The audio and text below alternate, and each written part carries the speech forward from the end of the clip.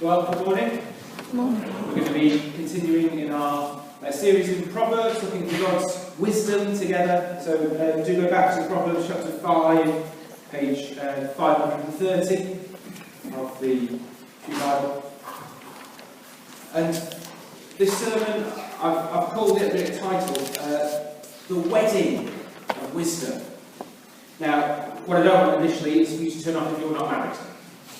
This is a sermon, this is a piece of scripture for all of us, married or not. Maybe I have more implications if you're married, but there are still implications for the single person. Just want to note that before we start. If you're single, that's a good place. God says that is good. You are blessed in that. Paul says it's really good to be single. He values it highly. And so if you're married, what a great place to be. What a blessing that God has given to you. The blessing of your husband, the blessing of your wife. We are all blessed. And today in this sermon, The Wedding of Wisdom, I'd like to explore it through some of the senses. Through our sight, through our hearing, and through our taste, actually. This morning I want us to taste and see that the Lord is good. And we do that in our relationships. We taste husband, wife. We have that intimacy together. And I'd like to apologise at the start for my words, actually. I might say some things are a bit crass today that might make you kind of jar and feel a bit awkward. That's my intention. Bear with me. I want to show how horrible, actually, this adultery is that wisdom warns us against. So take marriage. What is marriage? Two people coming together. A man and a woman. A husband and a wife. Come together. It's humanly pick and stick. Not as the world suggests, pick and mix. It's not that tasty treats in the corner of the supermarket that we want to run towards and pick what we want. It's pick and stick. Not pick and mix. Don't be tempted by the pick and mix in the corner, or I dare say in our culture, the pick and mix that walks around us. Horrible to think of it that way, isn't it? But we need to be warned against it. So for those who like headings, we're going to go through this sermon in three headings. Firstly, the warning from wisdom. Then we're going to see, if we wander that way, the wages for wandering. And then lastly, the way of wisdom. All under this heading of the wedding of wisdom. We're going to look at marriage. So, first of all, we need to be those who are listening. This is warning from wisdom. Look at chapter 5, verse 1. Again, this is the parent talking to the grown-up child, the married grown-up child. My son, my daughter, hear it, however you are. My son, listen, be attentive to my words. Be attentive to wisdom. Listen up, this is really important. And he reinforces that. Incline your ear to my understanding. Lean in, everyone. Listen to this. This is important, says the parent, says wisdom. I've got tinnitus in my right ear. It's high-pitched. It's so irritating, it's really annoying. But sometimes you'll find me leaning in. You'll find me inclining my ear physically. Don't we all need to do that? Don't we all need to listen actively? Not just hearing, but listening. Allowing what's said to go in here. Because we want to be attentive to the wisdom. And we want to incline our ear to actually understand it. We don't want to have just heard something. We want to have soaked it in, understood it, so that it can go all the way here. So first, we can keep our discretion. We can be discerning people. You were discerning as a child, even at a pick and mix, weren't you? You picked what you wanted and not what you didn't want. We now need to be so discerning at what's wrong, what we should not go to. We need to keep that discretion, that discernment, because the sense that our lips here, our speech, is the thing that's going to guard knowledge, verse 2.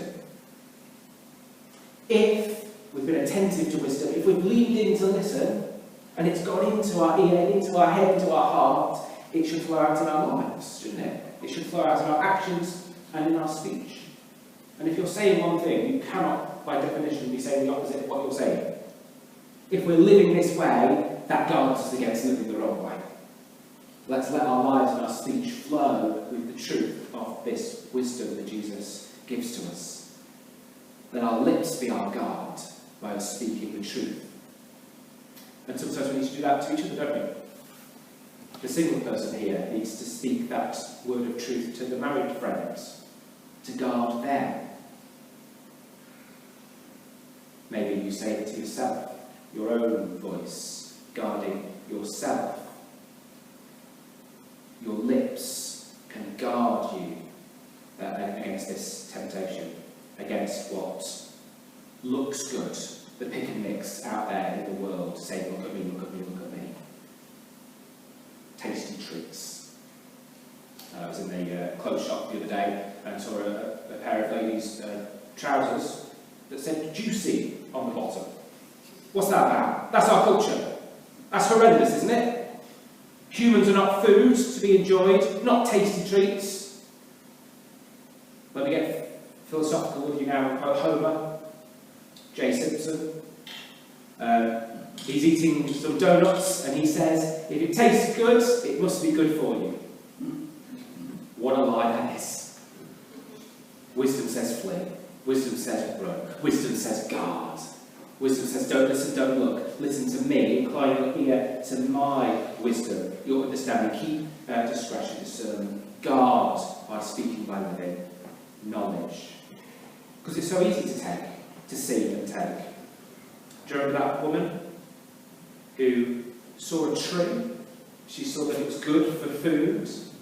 She saw that it was a delight to the eyes. She saw a tasty treat. And she saw that the tree was desired to make one wise. She wasn't listening to wisdom. She was seeking her own wisdom.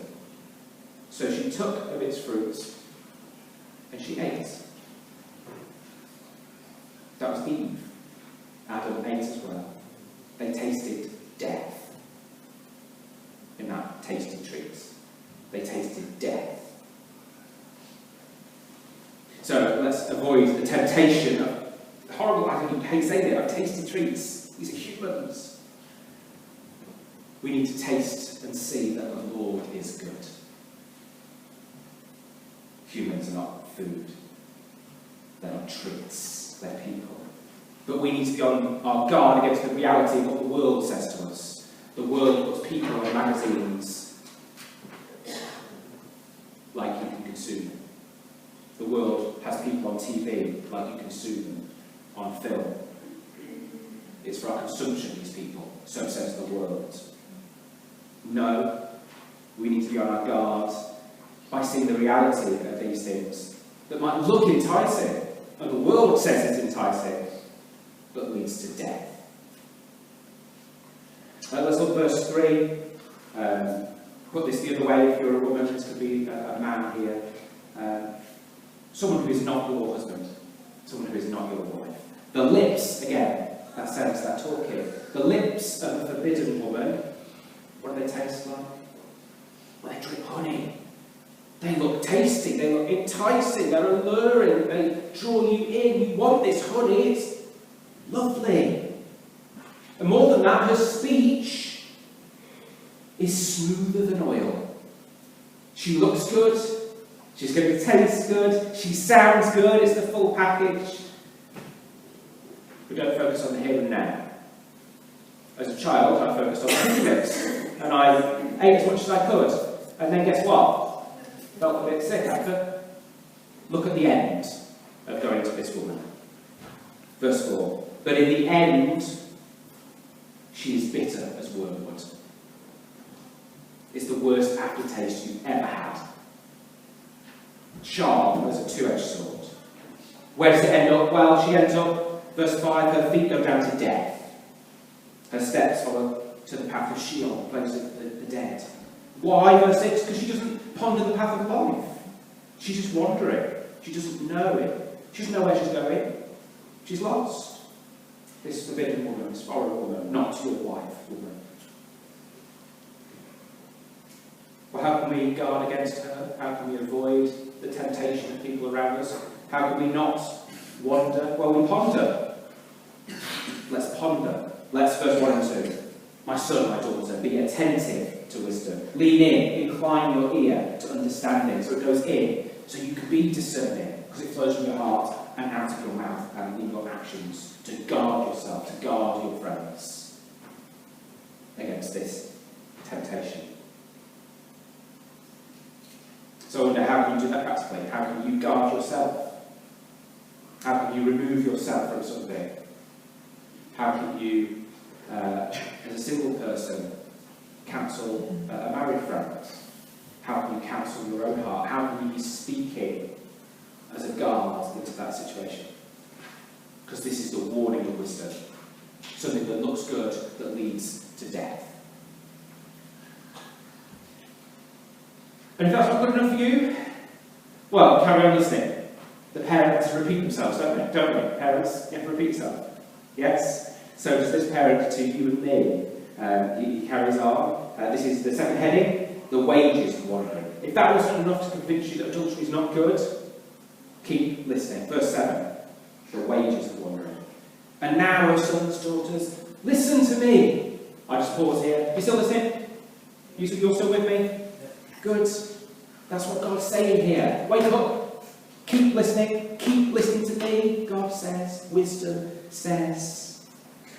And now, O sons, daughters, listen to me. Do not depart, again, from the words of my mouth.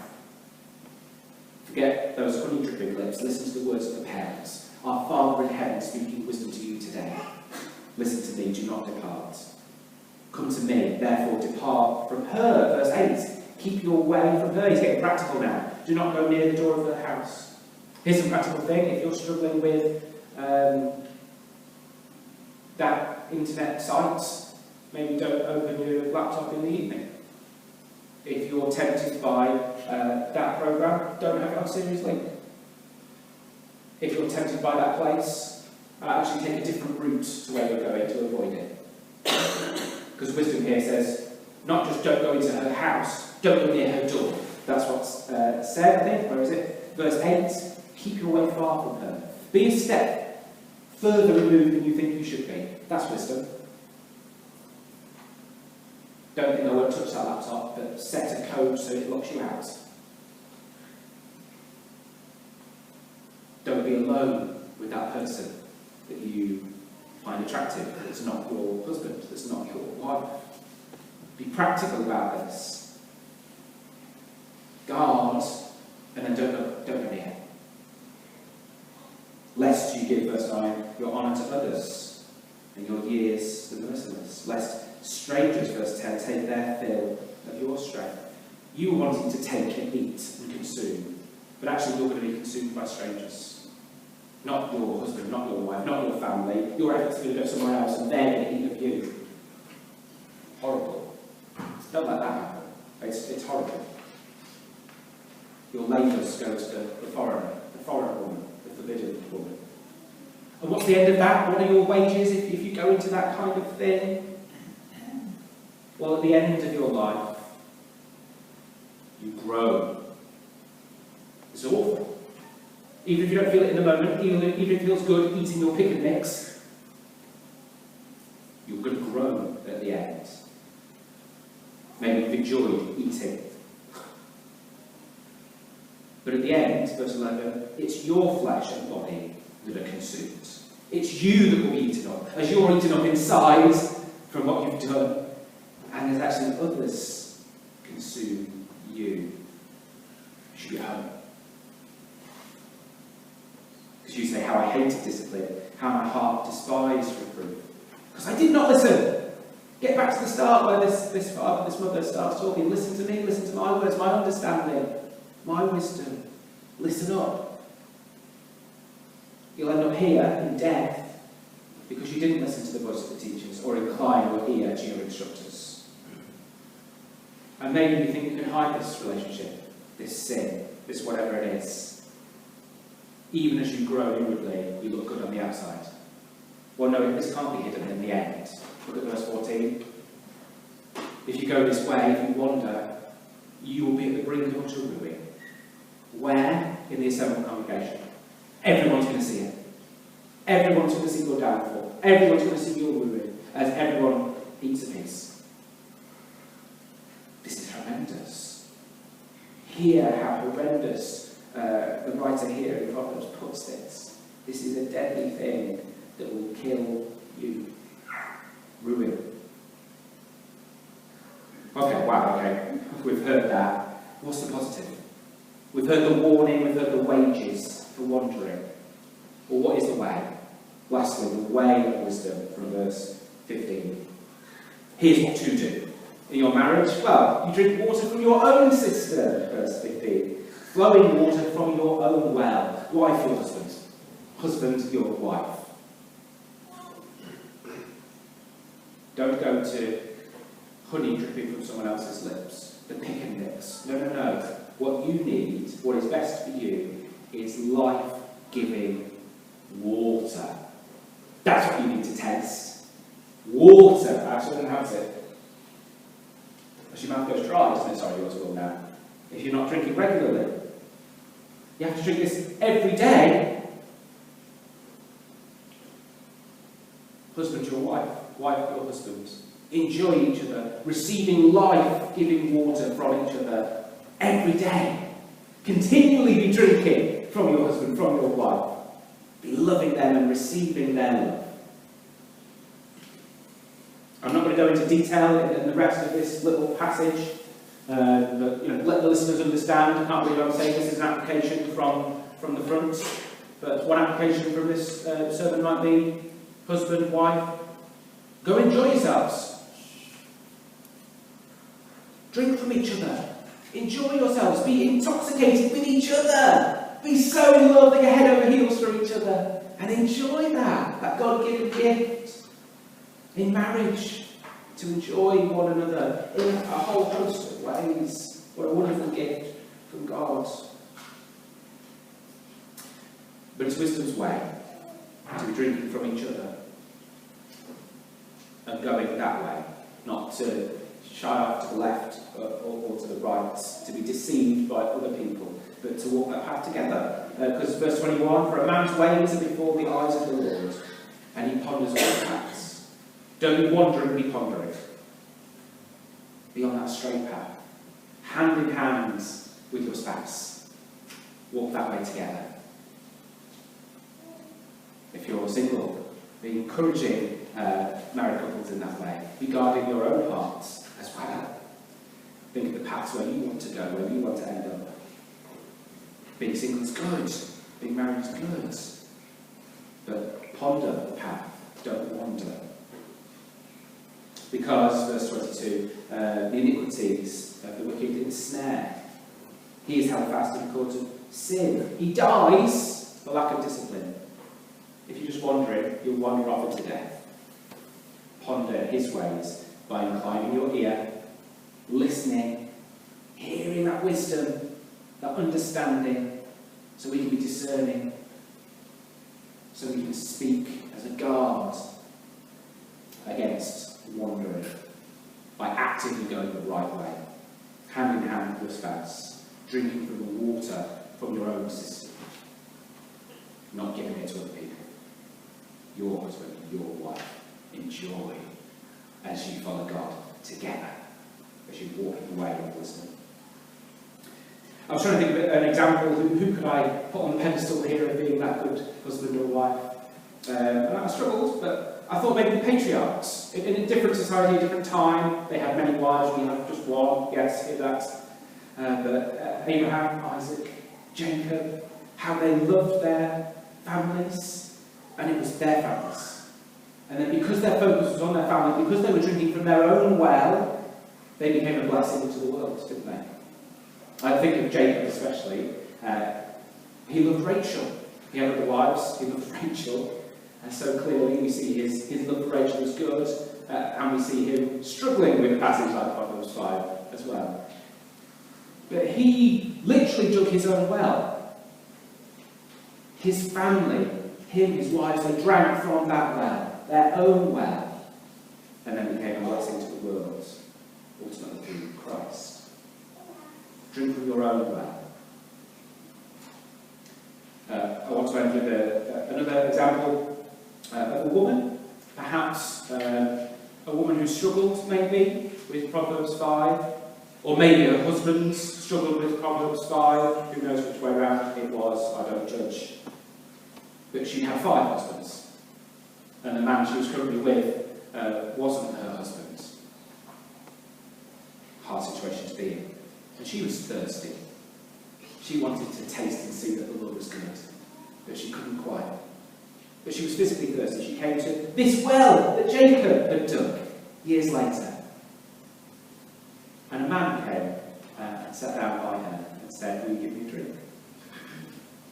And he said to her, "If you'd asked me for a drink, I would have given you living water." This was the 7th man this woman came across. The perfect husband. This is Jesus, who offers water from his well. Life-giving water. This is the perfect, faithful husband, with eyes only for his bride, the church, you and me. This is the perfect husband who gave his life for her, the church, so she can have living water that satisfies now and wells up inside to eternal life. This is our faithful husband, the faithful husband who wrote Proverbs 5. So let's be on our guard, let's be listening to him as he leads us into life, giving us living water. So, let's conclude. Let's go from here, pondering our faithful husband's warning from Proverbs 5, so we don't wander.